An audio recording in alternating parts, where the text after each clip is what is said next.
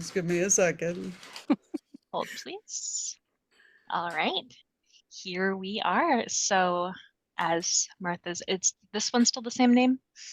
No, this is This is Yellowdig. yeah, can you see it? No, not yet. All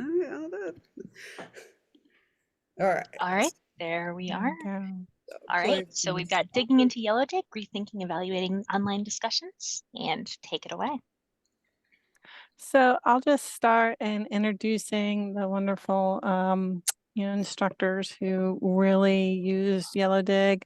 Yellowdig, if you went to Nicole and Amy Denoyles' session, they focused on Yellowdig in terms of using testing it out and using it as doing a pilot of it with faculty. UCF has recently got a license to use Yellowdig.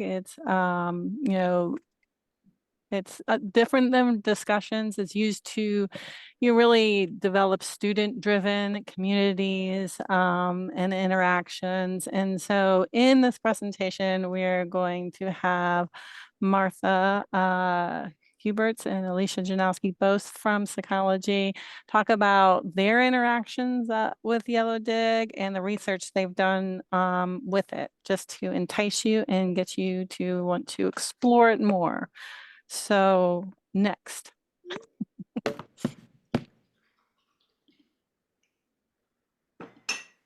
I thought I hit next. Oh, there we go. There's the QR code for the deck. What is going on? They all have TOPkit in them. Isn't that cute? There you go. Alicia. Sure. So one of the things that we noticed, and I'm very curious to hear if you guys noticed it at your universities too, is that there's been this push from our students into the online environment. And it was there before COVID, but it is also big time after COVID, where students are constantly looking for those online experiences. So I always joke with people like they missed being on campus. They didn't miss us, but they missed being on campus. So they seem to want to be engaged at UCF, but still pushing for those online. So we started asking, and I don't know if we really have time to do little survey things, but we started asking students and other faculty, what is it that you're seeing in your programs? And it was a lot of, man, those large face-to-face classes don't feel like they used to. But if I put an online section on, it's going to fill in 2 seconds flat. So then it gets into the question of, well, what is it that's drawing them into that environment? And then maybe what is it that we can do to improve there? So the National Center for Education Statistics has shown that over the last few years, since we went into quarantine, and then as we started coming out of quarantine, that there has been a big push of students who are looking to take at least one, if not many, of their classes online, right? That's just where they want to be. But then you follow up and ask them, well, in equivalency to face-to-face, how is it that we're doing here?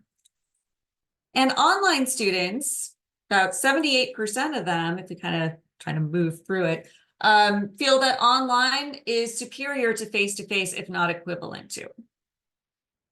And 82% of them still want to have some online class meetings.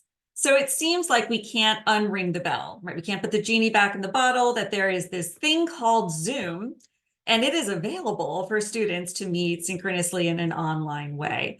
So what used to be online, asynchronous, off you go, there does seem to be still this pullback into, well, I want it to feel like I have a face-to-face opportunity for my asynchronous content. 41% of students would prefer to only be online. And the only negatives that they seem to come up with is that it's a little harder to form relationships, and not only relationships with their peers, but with their faculty. So one of the issues we have in psychology is students trying to get these letters of recommendation from faculty that they've never seen before, that have never met with them in person, and that can be a little alienating. But if you ask faculty questions like, well, how do you think it compares? They primarily will say that face-to-face is the better way to go if you are trying to engage your students. I can get them engaged with the content if they're online. I can get them to, do these little online discussions, but if you really ask them if they feel engaged in the material, maybe not so much. So what we tried to look into then was, how do we bridge this gap, right? There's this gravitation to online coupled with these feelings of isolation. And it seems that the solution is to look for more active learning opportunities for students that feel genuine, that don't feel kind of like these canned, wow, I really like how you added 2 + 2 in that discussion post, but really are having the kind of conversation we would want them to have in the face-to-face environment. So I will let Martha talk about the study that was done because she collected the data in her class. All right, so I collected data, I know, shocker, on students and their attitudes about the use of Yellowdig and the use of discussion and the use of other tools in their online courses, and how they kind of felt about connectedness. So results indicated, results, where did they go?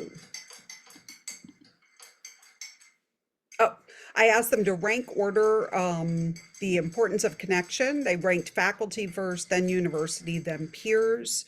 Upper level classes rated pure connection as more important than lower level classes, meaning the juniors and seniors. Now, part of this might well be that we have our upper division courses in the Department of Psychology tend to be around 70 to 72% transfer students. So it is a transfer student heavy population. So what this may actually be targeting, or not targeting, but picking up on, is the idea that our transfer students really want to connect with each other. I'm sorry for my teams, guys. I don't know how to turn it off. If I could, I would. So I think that's what we're actually hitting there. One of the things we saw when we asked about assessments and the design of assessments, and do you think your faculty member really considered how they designed their assessments? What we saw was transfer I'm swear, like, can you guys hear my Teams chat like blowing up? I'm sorry, like, this is not good. All right. Mine is too, because we're on the same committee and they keep updating something. So, Okay, well, tell them to stop. Tell them to turn it off, Patty. I'm not in that meeting. I'm listening to you. Well, go in there and be like, we're trying to present. Stop. Make it stop, Patty. So we did see differences in terms of our transfer FTIC students, because again, what are the populations that we always look at? Oh my God, Patty, make it stop. Don't go in there and tell them to keep doing it. One of the two populations we tend to look at really are the transfer students and our FTIC. And indeed, some of this data came from my GEP course. So what we saw was differences. All right, Alicia, you describe the data because I can't focus with my Teams chat. Sure. So the long and short of it is, when it comes down to design, faculty really feel it's important that everything is well thought out and integrated, and that is not necessarily as important for our students. It seems to be more important to them in their required and elective courses than like the GEP. So as it becomes more self-relevant, they want to know that they're doing things for a reason. If they're looking at upper level, lower level, it's kind of the same thing, right? So it's I care about this because it's my major.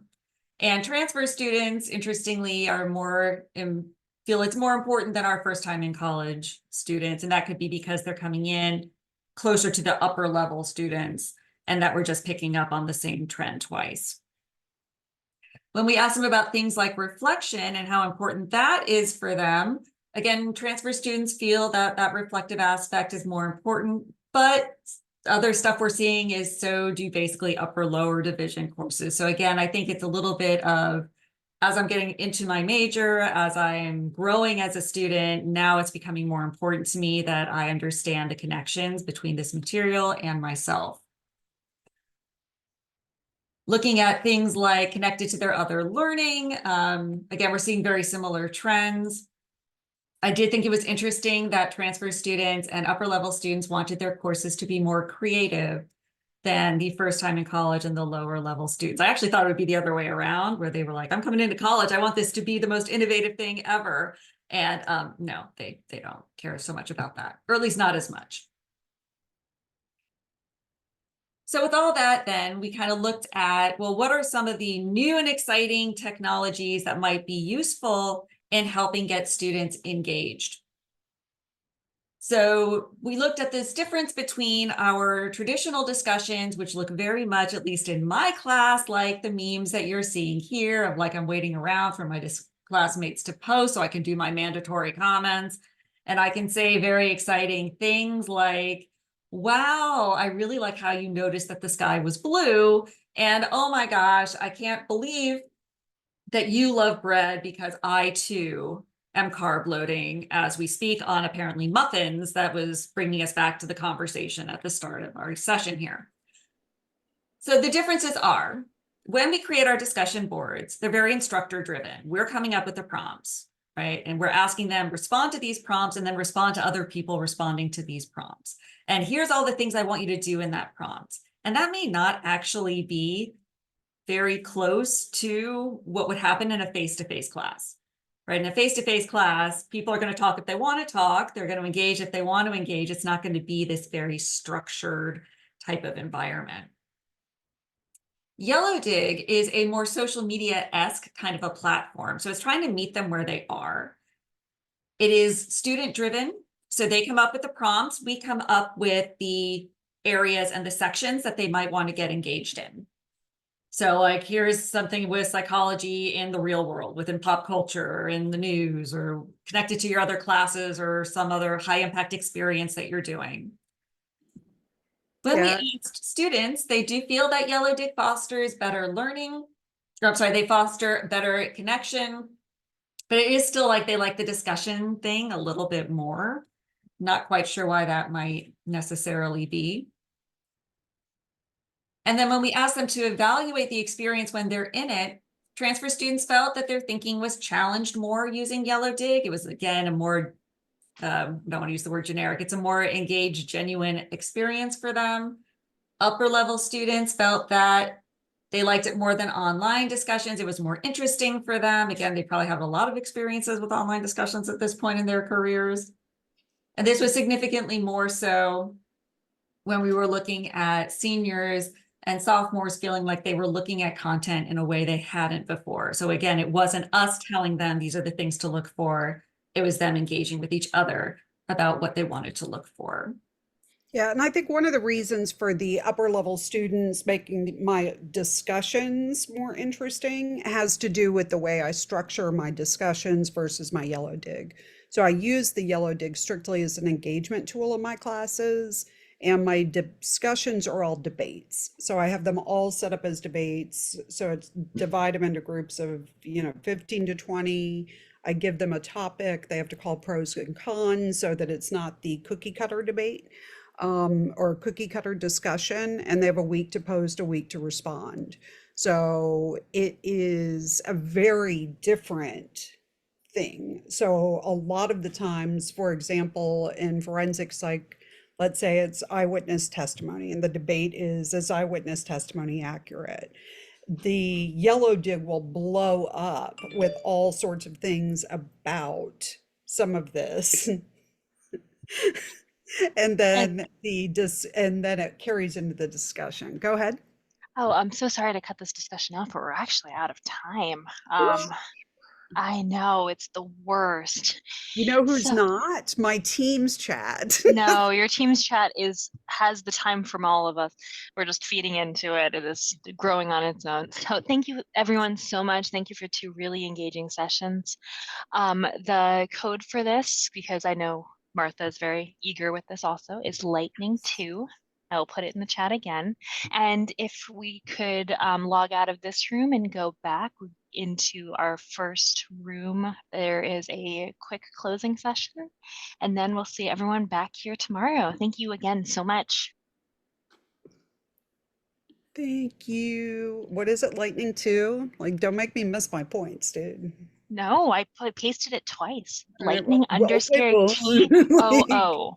you should Here, have put it in, you should have put it in Teams. apparently, I should have put it in Teams. I can do that. I am capable. All right, I got my points. Where am I at on the leaderboard, Joe? Rebecca's gonna smoke me anyway. She did last year. She like totally like kicked my butt like right off of there because she's able to attend every session as a moderator. I am not. Job perks. Well, no, you and Joe's gonna pass me and then start sending me texts when I'm busy and other things, and he's gonna be like, "Look at me, look at that." Be like, "Really, really."